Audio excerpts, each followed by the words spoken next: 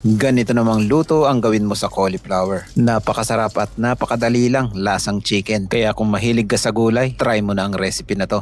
Gumamit lang ako ng cauliflower, hiniwa ko lang siya ng bite size. Gamit lang tayo ng breading mix, all-purpose flour, cornstarch, black pepper. Pagkatapos, halo-haluin lang natin yan. Saka natin imimix ang cauliflower. Mix lang natin ang mabuti yan hanggang sa makot yung cauliflower tapos set aside. Maglalagay lang tayo ng itlog sa breading mix at konting tubig hanggang sa makuha mo yung consistency na kagaya nito. At ibalik lang natin yung cauliflower. Halo-haluin lang natin yan hanggang sa makot yung cauliflower ng breading mix. Gawa lang tayo ng sauce. Mix lang natin ng water, cornstarch, ketchup, soy sauce, oyster sauce, brown sugar. Mix lang natin yan hanggang sa mag-blend ng maayos. Pagkatapos, prituhin lang natin yung cauliflower. Prituhin lang natin yan hanggang sa maging golden brown and crispy at iset aside.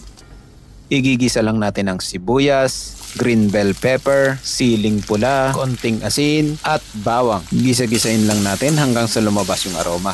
Ilalagay na rin natin ang sauce mixture. Mix lang natin yan konti hanggang sa lumapot at ilalagay na natin ang cauliflower, sesame oil, chili flakes.